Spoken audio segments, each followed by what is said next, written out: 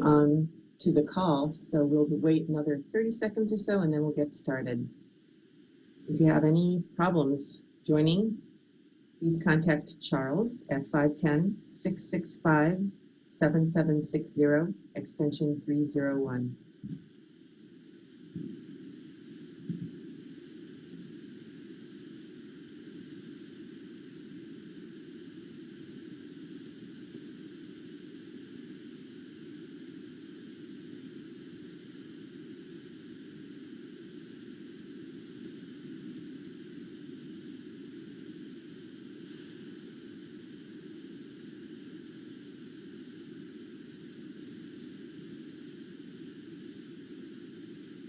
Okay, everybody, welcome. I'm Marcy Darnofsky. I'm the Executive Director at the Center for Genetics and Society, and I'm really happy to be welcoming you here today for this inaugural event in our Talking Biopolitics 2013 series. And on this webinar, we're going to be hearing from Miriam Zoll about her new book, Cracked Open: Liberty, Fertility, and the Pursuit of High-Tech Babies. And interviewing her will be CGS's Associate Executive Director, Diane Tober. So Diane will be interviewing Miriam in just a minute. And before we really get started, we're going to have just a few announcements. The first thing I want to tell you is coming up on your screen now. Let me go back to the first slide there. I wanted to let you know that we have 3 other events planned for our Talking Biopolitics 2013 series. These are all live web interviews with people who are thinking deeply about biopolitical issues, and all of these people have recently written new books. On June 3rd, we have George Estreich talking about The Shape of the Eye, a memoir, interviewed by Emily Batix. On June 25th, Ruha Benjamin will be talking about her new book, People's Science, Bodies and Rights on the Stem Cell Frontier. I'm going to interview her. And then in July 16th, Donna Dickinson will be talking about me medicine versus we medicine, reclaiming biotechnology for the common good. And she'll be interviewed by CGS's Osagi Obasagi. So we hope you'll join us for one or all of those upcoming events. The Talking Biopolitics series is part of the efforts of the Center for Genetics and Society to really instigate conversation about all the social issues connected to human biotechnology and to build a new biopolitics that's firmly grounded in social justice and public interest values. So this is part of our effort. The Talking Biopolitics series is something that we've felt really good about the response to so far. And we want to ask you, those of you who are joining us today, if you're inspired by what you hear, we would love to have you consider a contribution of $25 or more that we will put to very good use toward the Talking Biopolitics series and our other efforts to build a new biopolitics. So let's see, a few words about the logistics of today's event. The interview with Miriam will be about 30 minutes long, and after that, we'll be bringing your questions into the conversation. You can submit your questions at any time during the interview and during the Q&A period as well, by typing into the box at the bottom right of your screen. It's a box below the video that says Q&A. We'll see those and be able to bring your questions into the conversation that way. Now, those of you who are joining us via computer will be able to see as well as hear Miriam and Diane through your computer, and those of you joining us by phone as well. All of the people on the call except the presenters are going to be muted, and that's in order to cut down on the background noise and provide better quality audio for everyone, and that's why we'll do the Q&A using this Q&A box. If your computer seems slow for any reason, you might be able to help that by closing all the other applications on it. And let me give Charles Garzon's phone number one more time just in case anybody needs it, 510-665-7760, extension 301, for any technical issues. And the last logistical thing is to let you know that this event is being recorded and it will be available on the CGS website afterwards. We've had a great response, more than 80 RSVPs for this web interview, and a number of you are people who are new to the Center for Genetics and Society. So I just want to take a minute to say a few words about who we are. We're a public interest organization working for responsible uses and effective societal governance of human genetic and reproductive technologies, and working to build a new biopolitics grounded in the values that you see listed there: social justice, human rights, ecological integrity, the common good, and democratic governance. Now we do this with three main strategies. The first one is media and communications, and that's a range of activities. We have relationships with reporters and are regularly cited in media, and we publish our own commentaries as well. And we have online resources, including our website, we're on social media, we have a newsletter, and we'll be telling you how to sign up for all that in a moment.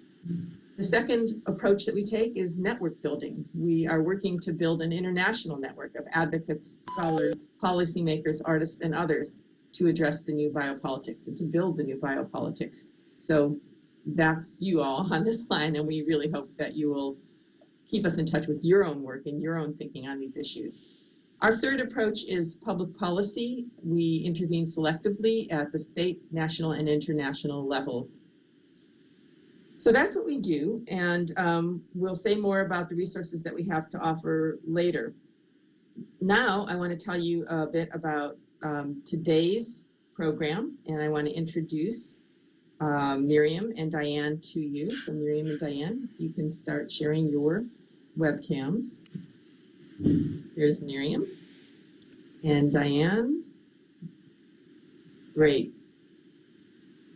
Miriam Zoll, I'm very happy to introduce you to her. She is an award-winning writer, educator, and advocate with more than 20 years of experience in the reproductive health and international public policy arenas. And she's the founding co-producer of the Ms. Foundation's original Take Our Daughters to Work Day. She's also a member of the boards of Our Bodies Ourselves and Voicemail magazine. Hi, Miriam. Hi, thank you. We're really honored to have you here to kick off our 2013 Talking Biopolitics series. Thank you for that. And let me introduce Diane Tober. She joined the Center for Genetics and Society as Associate Executive Director in January. Diane has done a lot of research on topics related to bioethics, reproductive technologies, and commodification of the body, both in the United States and the Middle East. And she formerly served as the executive director for the Unique Zan Foundation, which is an organization focused on promoting health and literacy for women in and from the Middle East. And so now I'm going to turn it over to Diane and Miriam for the interview. Thanks to both of you. Hi, Miriam. It's great to see you here. I'm so excited to be talking to you today. Thank you, Diane. It's a very exciting work that you've been doing, and it's really brave how you really put yourself out there in your book and touched on your personal experiences. And I would like to just start off by asking you, what inspired you to write this book? Well, that's a question many people ask me. I think the main answer is that I believe there's a serious lack of transparency and information circulating in our culture and globally about the impact that these treatments can actually have on women's lives and the reality of the success and failure rates.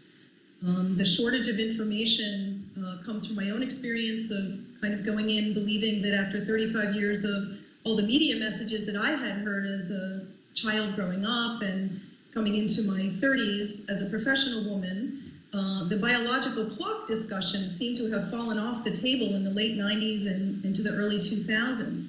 And those discussions in the media were replaced with discussions about, well, if you can't get pregnant, just go have an IVF treatment or a fertility treatment, or they'll give you hormones. And so nature lost herself from the 90s into the 2000s, and the dialogue has been driven mostly by the reproductive technology world, mostly through a success lens, as opposed to a more realistic lens that would provide success and failure rates, that would provide more information about the health risks to women undergoing treatments and the children born from them.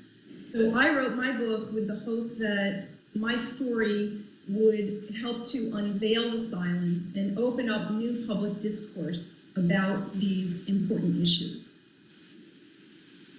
So why don't we take a step back and talk a little bit about your own experiences and how your views towards the infertility treatment and the industry of high-tech reproduction shifted throughout your treatment and throughout the course of infertility that you were going through. Well, my husband and I began trying to become pregnant when I was 40, and I knew that it was a bit late in the game, but my mother had had me when she was 39, and I had a number of friends who became pregnant when they were 39, 40, 42, 43. So in my personal world, I was surrounded with older women who were having pregnancies naturally. When ours did not progress, we, at the urging of many people in our circle, plus, as I said earlier, the media information, we decided to attempt fertility treatments. And my husband and I were very optimistic about the treatments. We thought we would get pregnant after one treatment. When that failed, I think we sunk into a psychological state of denial.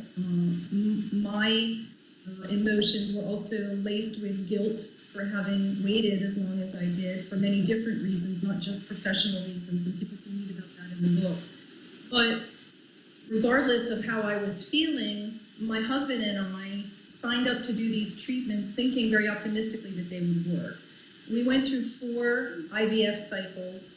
All 4 of them failed. One resulted in a miscarriage. The last one, I was given very strong hormone treatments, and not one egg was produced in my body on that cycle. We then were faced with needing to determine what our next steps were. Were we going to adopt?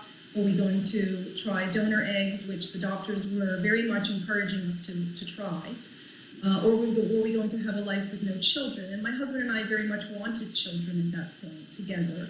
So we opted for the donor eggs, went through very turbulent philosophical and emotional discussions with ourselves and with each other as a couple about the bioethics involved with that, the health risks involved with that for the egg donor.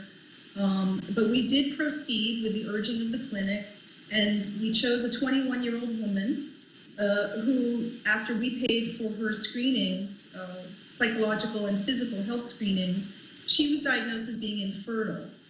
She had a genetic disease that she did not know about. We then were quite devastated, as you can imagine, but within a week, we chose a second donor who had been recommended to us. Both she and I went through an IVF cycle in terms of injecting the powerful drugs. The day they extracted 12 eggs from her, they were fertilized with my husband's sperm. Well, they weren't fertilized with my husband's sperm, actually. The day before I was supposed to go in for my transfer, the doctor called to tell us that none of the eggs had actually fertilized, and that he would never recommend using her, and that he believed that there was something very wrong with her eggs. Essentially, our second donor was also infertile.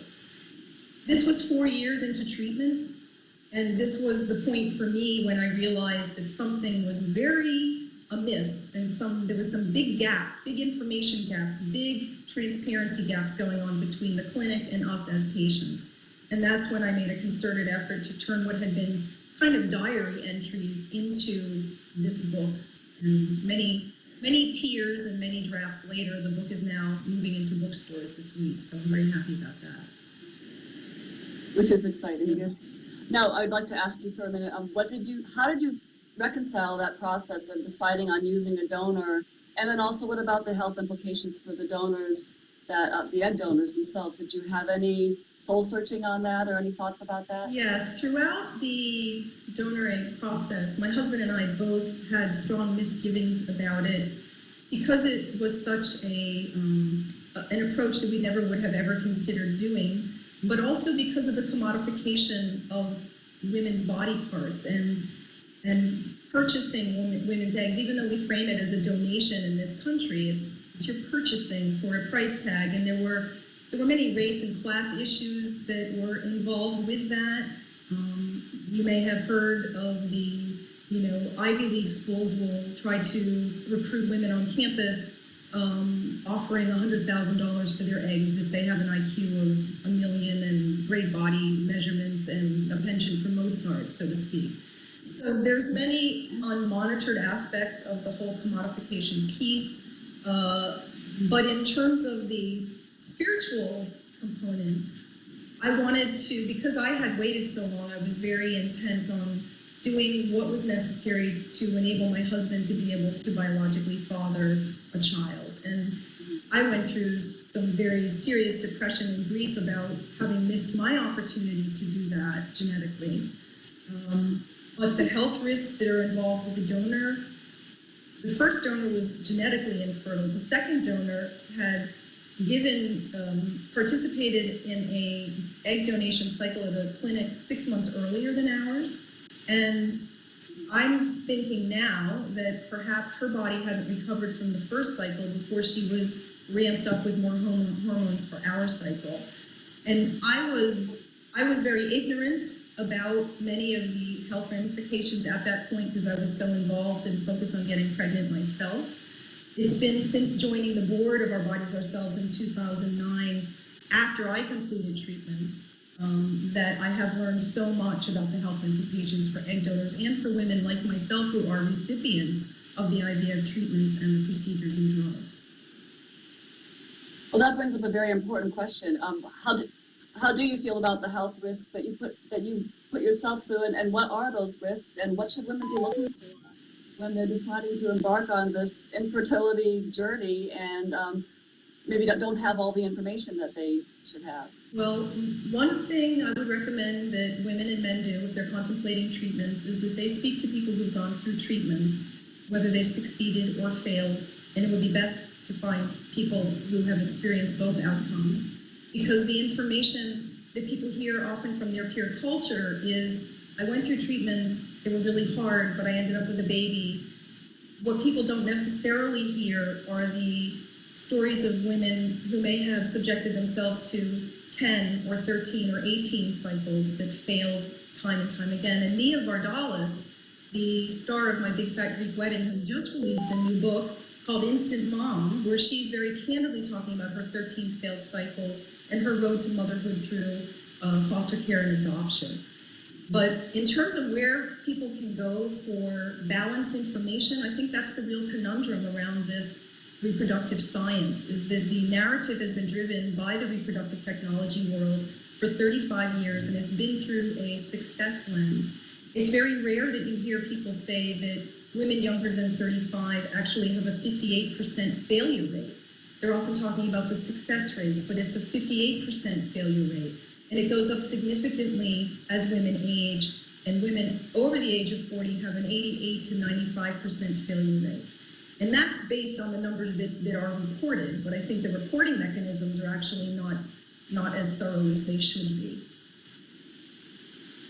And why do you think that is? Why do you think that there's so much of an emphasis on the success rather than on the failure?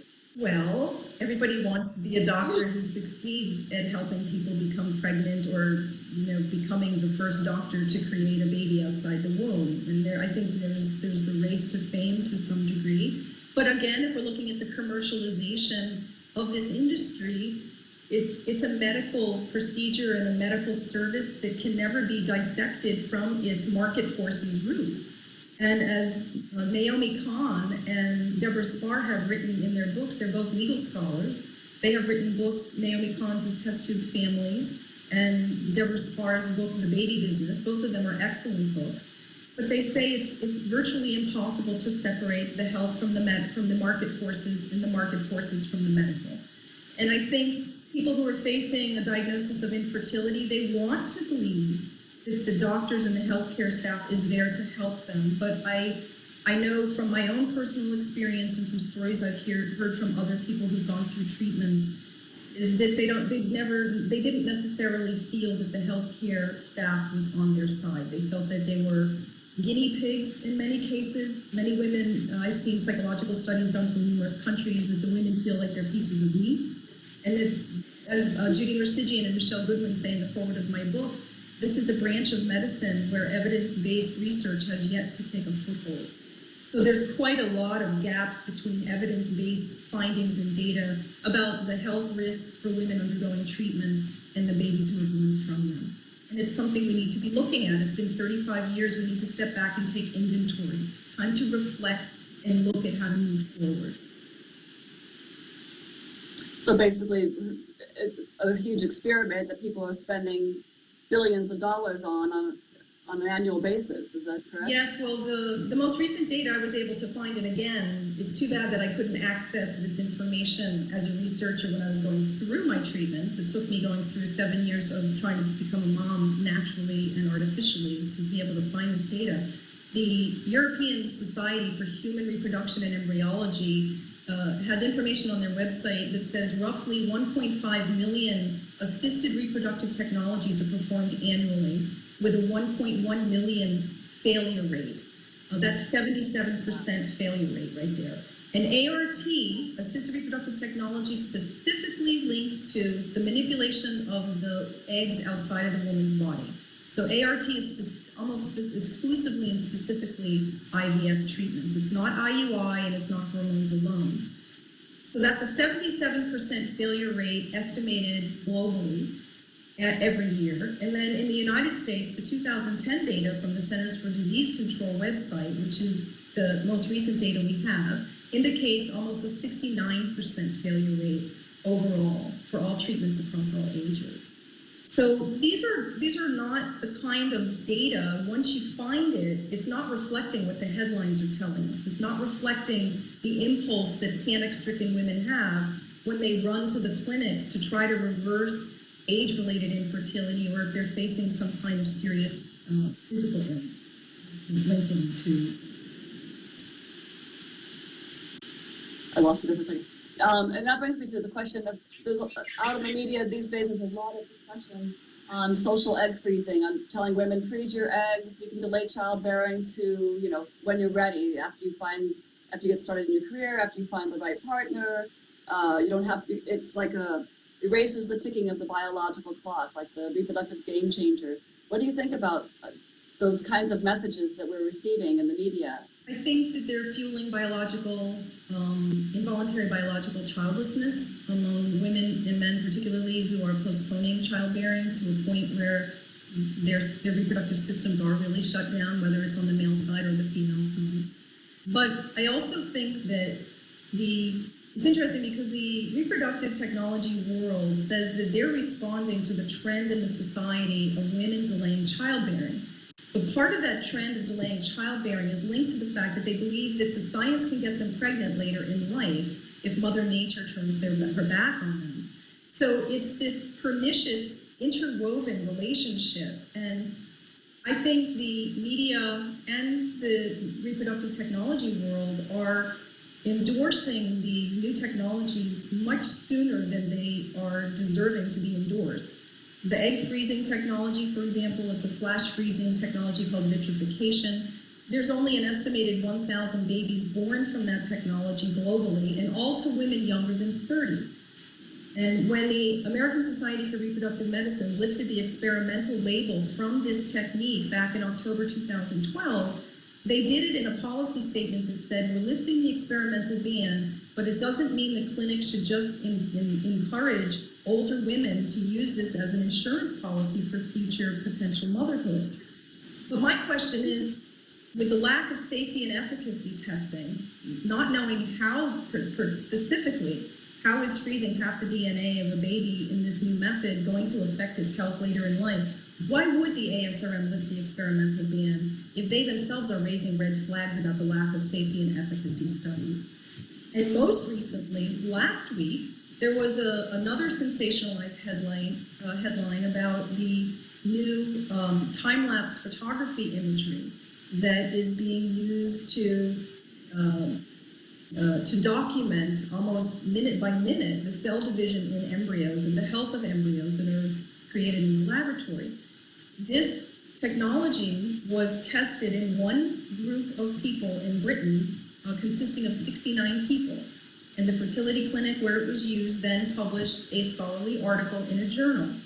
It then went from a headline that said, new technology might help couples trying to become pregnant with IVF. Within days, that very modest and kind of, this might work headline turned into new IVF technology triples couples' chances of becoming pregnant. It jumped from here's a new thing we know very little about to look at this new technology that's going to help everybody who thinks they're infertile get pregnant.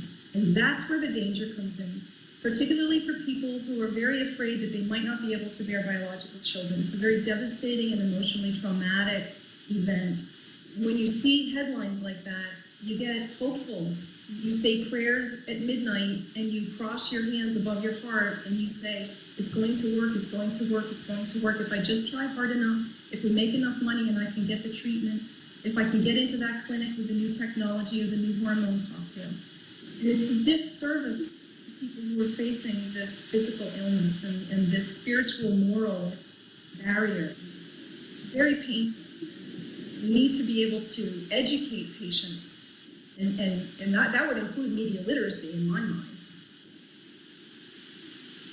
So what was that process for you like emotionally as you went from, one failure to another? How did it affect you personally in terms of your sense of self, your sense as a woman, and just your relationship? Go for the juggler. Go for the emotional juggler.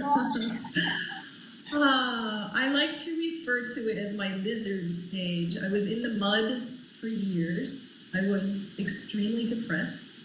I sought out, I'm a yoga teacher and a longtime practitioner of yoga, so I believe very much that the body holds trauma. And I sought out somatic body treatments, including EMDR, which is a treatment used to treat combat veterans for trauma. And I had a very hard time. I checked out of the world. I stopped working. I didn't want to talk to anybody. There was a period when I became physically sick and I literally laid in bed for 2 weeks with my favorite black wool hat pulled over my eyes and was very happy that my husband didn't pull me out of bed to go to the cafe. I went into a cave and I'm still healing from it. And my husband and our relationship is still healing from this. These are very, very invasive treatments physically. The hormones are very invasive to your personality and your balance of systems. And to deal with the conclusion that the science fails far more often than it succeeds, and that many women, like myself, may have subconsciously believed that they could rely on the science as a safety net. If I couldn't get pregnant when I was 40 like my mom did, then the science can get me pregnant. I was optimistically, as was my husband, we were optimistic about these treatments. We never thought that they would fail.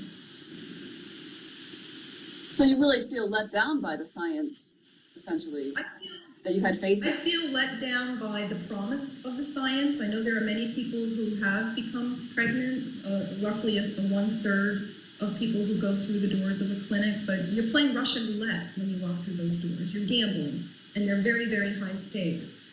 I also think that the media has done a very poor job of investigating many of the various issues at stake in these various treatments and procedures. Certainly, by not talking about the failure rates as much as they talk about the success rates, and therefore people are unable to find on regular Google searches, for example, the kind of information that academics might have access to through the more scholarly journal search engines. So I think for the general population, which is utilizing these services, there's not a lot of places to turn. Certainly the Center for Genetics and Society is one place, and Our Bodies Ourselves is one place.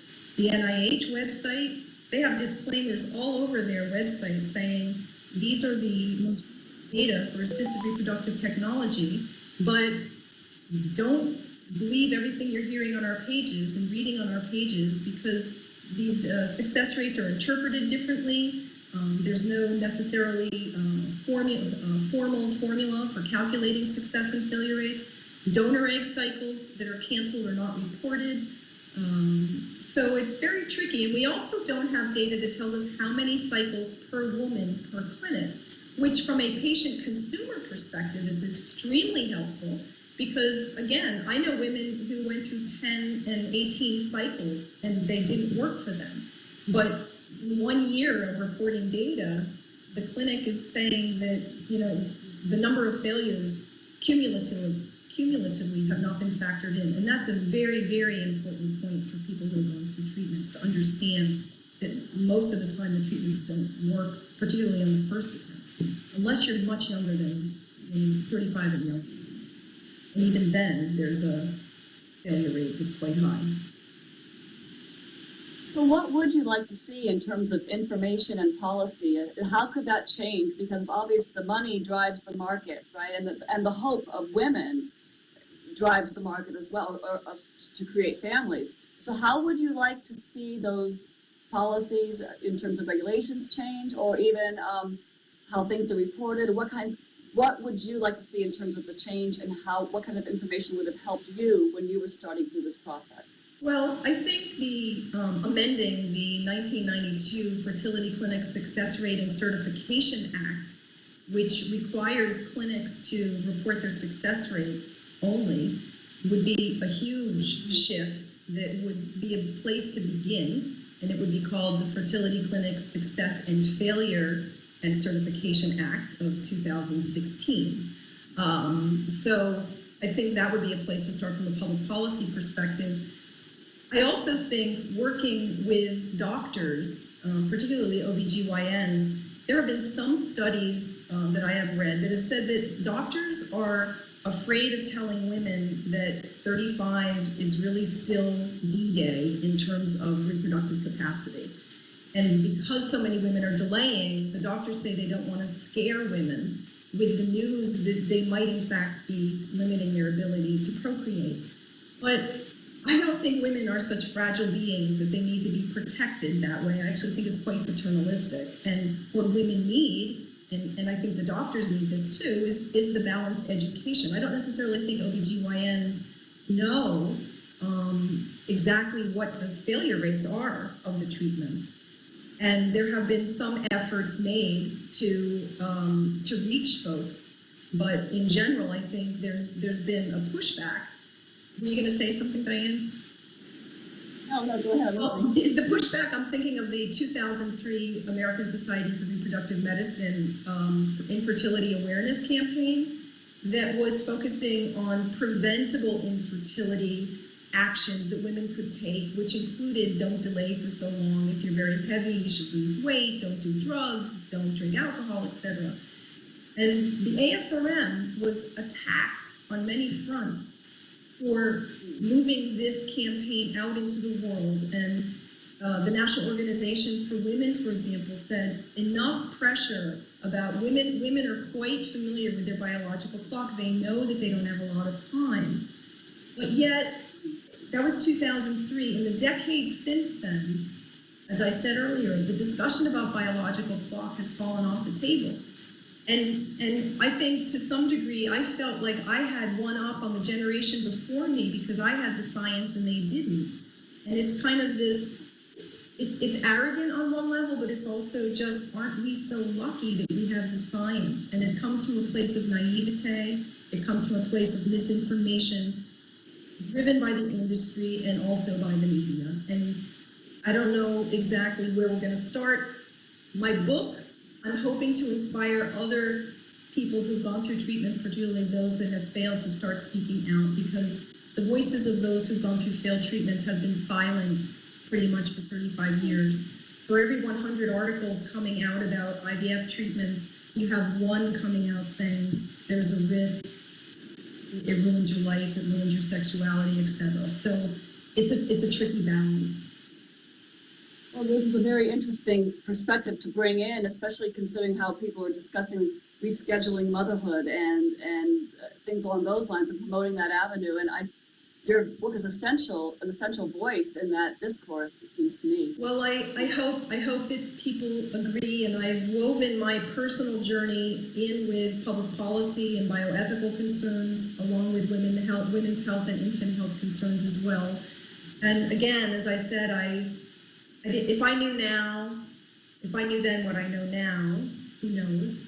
But I'm glad I know what I know now, because I would like to help prevent other people from going through what my husband and I went through, because I wouldn't wish it on anybody.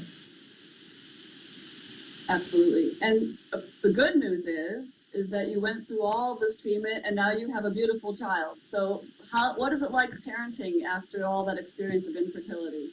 What was that journey like for adoption? Yes, well, we climbed out of the mud of infertility into the loopholes and red tape of adopting a child domestically in this country. And we spent 7 years trying to become parents biologically, and we adopted our son in 7 months.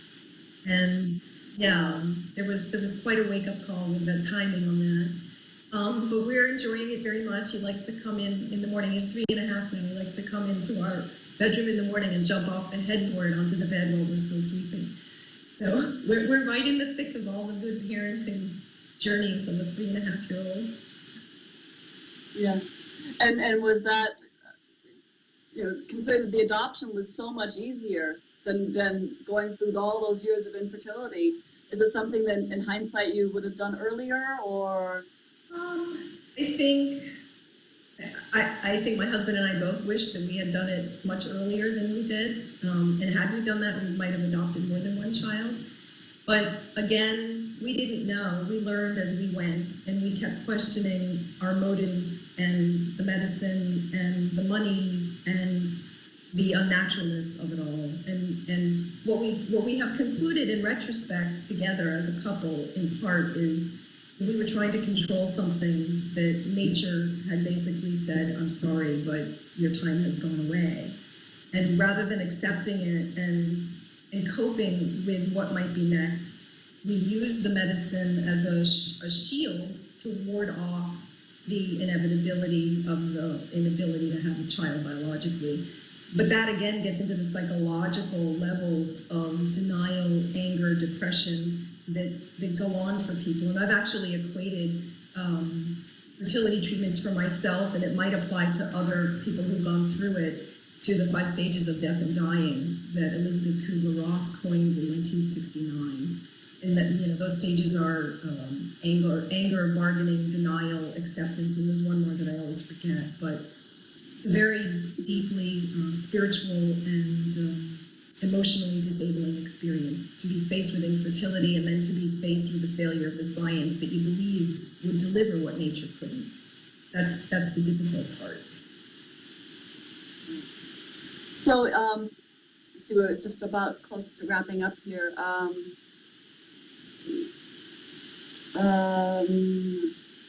Is there anything else that you'd like to add that I haven't asked? What do you think the main points are that you really want your book to address to the public? Is there something that I haven't touched on, or that we haven't touched on, that's really integral to your experience? I think with the legacy of Our Bodies, Ourselves, which began 43 years ago, talking about equipping women with knowledge and information about their bodies and their lives, and what we need to do in that tradition is work together and join disparate organizations together that are concerned about the bioethical and health risks, etc., connected to these treatments and this industry, and equip women and men of reproductive age with the information that they need so they can become much more informed.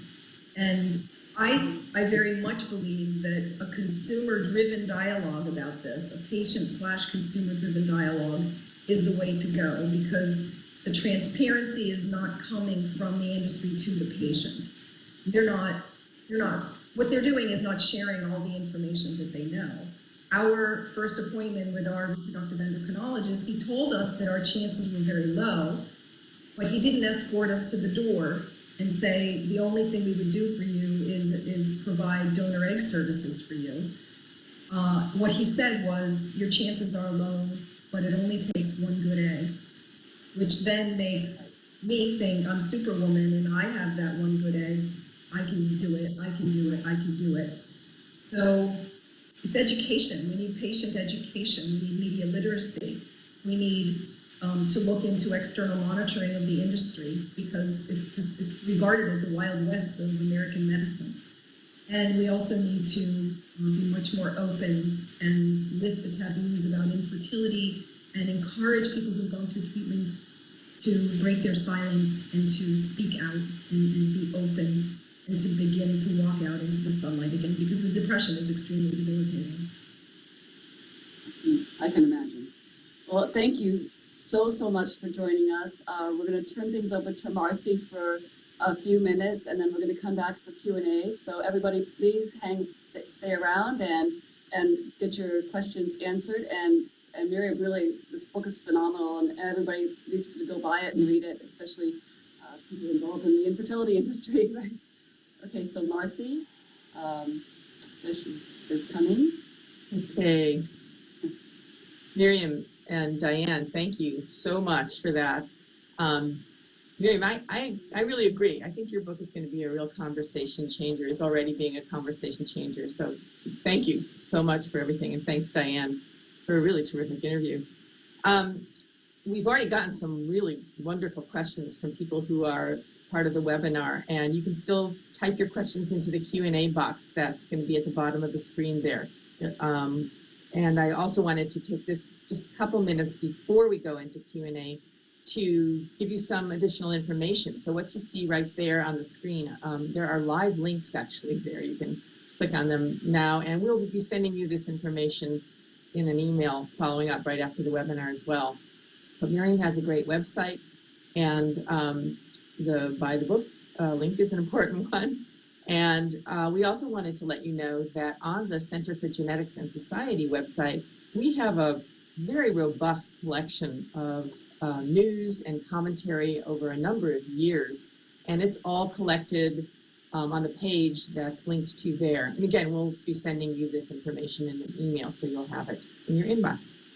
I also wanted to take this moment to show you some other ways that you can stay involved with these issues and with the Center for Genetics and Society. Again, I want to say that your support for our work is really, really important. And if you can make a donation of $25 or more to help us build a new Biopolitics, we promise to put it to really good use. We also want to invite you to join CGS on Facebook and on Google, on Twitter.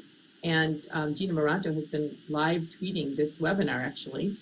And we also have a bi-monthly newsletter that you can sign up for. It compiles all of our commentary on our blog and some of the most relevant news. It comes out every 2 weeks, and it's a really great way to keep up to date on developments in human biotech and assisted reproductive technology issues. And finally, I just wanted to remind you that we do have 3 more Talking Biopolitics events scheduled now. And you can join those, and again, we'll send out all that information afterwards in email. So now what we're going to do is bring your questions for Miriam into this conversation, and I'm going to turn it back over to Miriam and Diane for that. Thank you, Marcy. Okay, trying to bear with me while I expand my question box so I can see the questions. Okay. So one of the first questions we have here is, can you comment either personally or professionally on the issues of the disposition of frozen embryos that are not used in the infertility treatment process? Did you have to encounter making decisions surrounding embryos yourself, or did you not encounter that? Well, the embryos that were created during the IVF treatments, most of them died, and the first treatment, all 5 were inserted into my uterus, and then 1 was inserted consequently. But we did not face a frozen embryo decision from a legal perspective or spiritual perspective until we reached the donor egg phase, where we contracted an attorney who reviewed our options. And it was a very difficult conversation to have. It was the first time I had ever become pregnant, was that 3rd IVF cycle. And so, it had a lot of meaning for me that it previously hadn't. And when we did have to make a decision about what to do with our embryos, we decided that we would not freeze them if we had any left over. Mm-hmm. Now, one of the issues about the infertility treatments in the United States is the high cost of it. So some people probably have access to IVF, for example, and some people don't because of, lack of resources. So what do you think about the class issues in relation to infertility, and would having a policy, so for example, like Israel, where they pay for IVF cycles, would that be something that you would want to see here or not? Well, for me personally, I haven't studied the ramifications of the question that this participant is posing. However, from my own personal experience, we did have partial insurance coverage, but I was very aware during my treatments that my husband and I were very privileged to be able to access something that could potentially be an antidote to infertility. We learned the hard way that it wasn't, but that the inability of poor women, many of whom are not receiving any kind of health care in any regular way, and infertility among the poor is higher than among the wealthy who do have access to health care treatments. And among poor women, infertility is often linked to sexually transmitted diseases that are left untreated. So I had a lot of concerns about that when I was going through treatments, and I did have access to it. It's a very tricky issue. Some people think that if the insurance companies were mandated to cover infertility treatments, it would run into potential economic backfiring that would make it, quite messy for the insurance companies, particularly because the treatments fail more often than they succeed. So, for example, our insurer, after our fourth IVF cycle failed, they said, "See you later, we're not insuring you anymore." So that was a lesson to me in terms, and I kept saying to my husband, why do they keep giving us insurance if the treatments keep failing? So I'm sorry I can't address that with more detail, but I haven't studied that aspect of the healthcare system. Now, another question is, when you were going through this hyperstimulation process to retrieve more eggs, the Lupron, the hormone injections, and the egg retrieval, were you ever told about the health risks, the potential health risks of going through stimulation, and did you experience any side effects yourself? I honestly have no recollection of being warned about side effects, apart from what was written in that very tiny print inside the box of the liquid that you inject. And I also put on blinders, as I think many women do. It was not until later, after I joined the board of Our Bodies Ourselves, that I learned that Lupron has never been approved by the FDA for use in fertility treatments. It's a prostate cancer treatment. So there's a lot about the drugs that we don't know. There's a serious lack of evidence-based research tracking the effect of the drugs short and long term on women undergoing treatments and babies born from them. The side effects that I experienced, my husband remembers them much better than me, but I definitely remember crying my eyes out quite often. I was emotional, extremely emotional, and I had severe heart palpitations. I couldn't walk very far before I would have severe heart palpitations. It felt like a heart attack. Some women, have much worse than me in terms of side effects. But for me, that was what I had. And then who knows what's lurking in my body 5 or 10 years from now. I put on blinders. I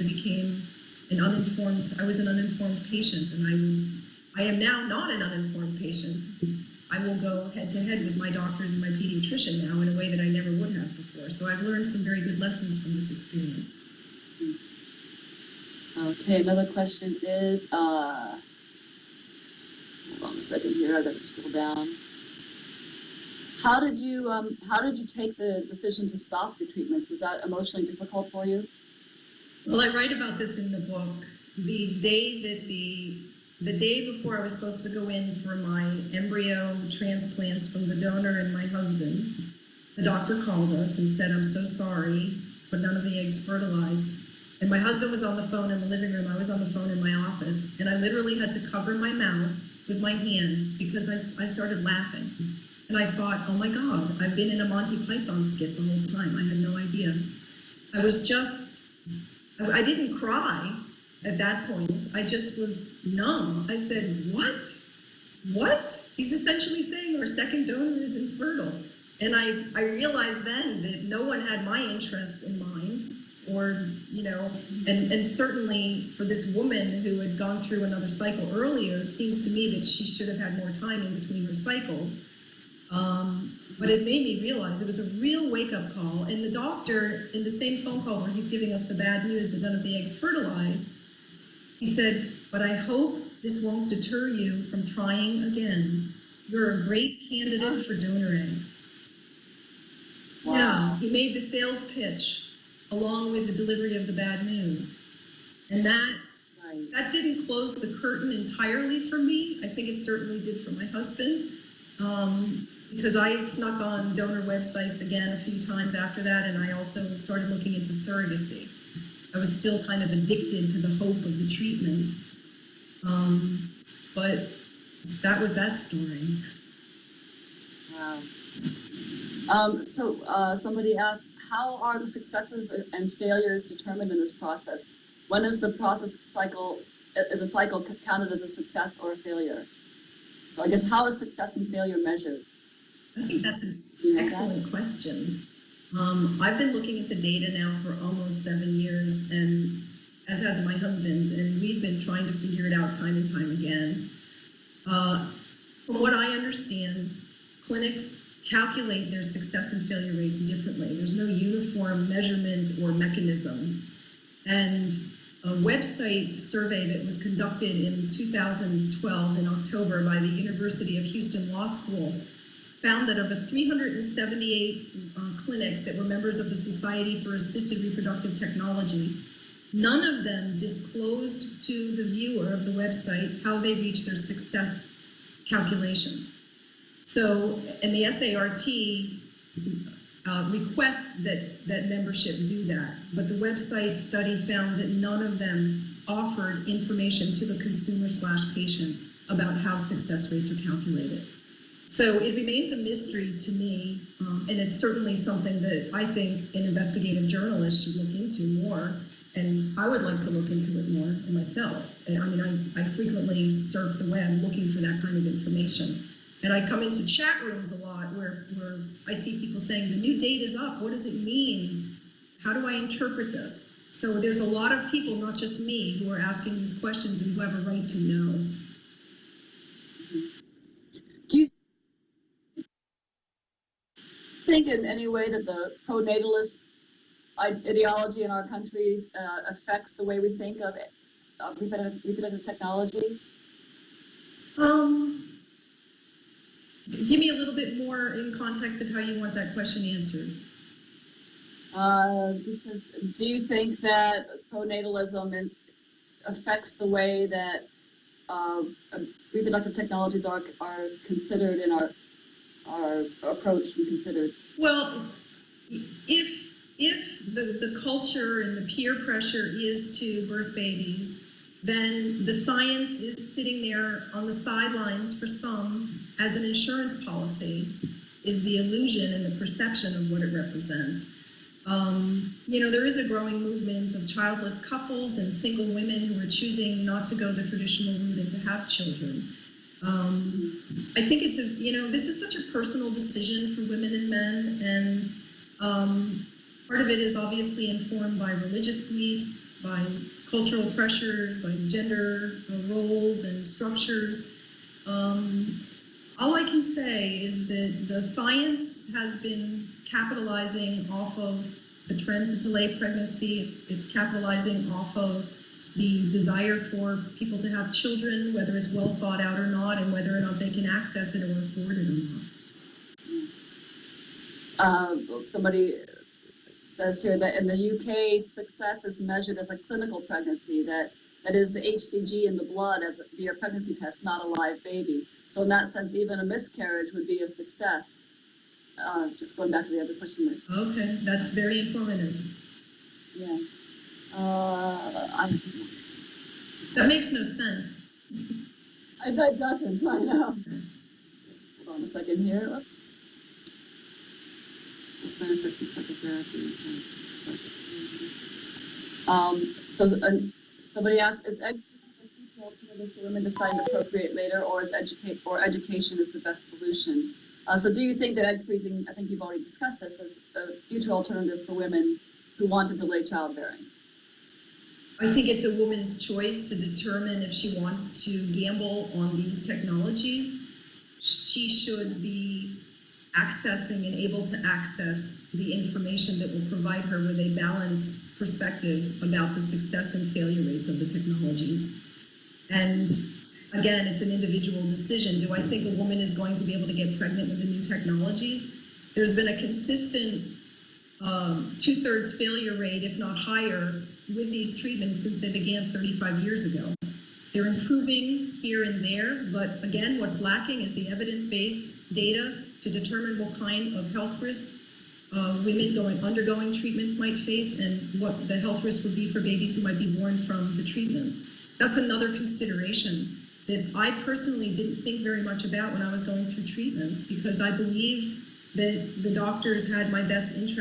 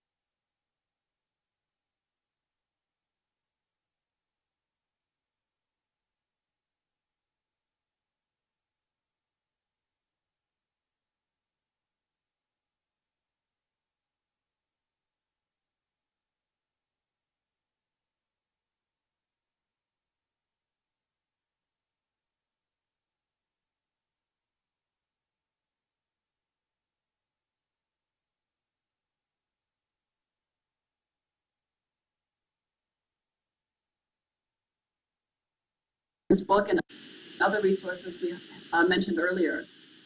In that email, we will invite you to participate in a short survey that we really take seriously. We'd love to see your comments, and that will help us shape our future biopolitical series.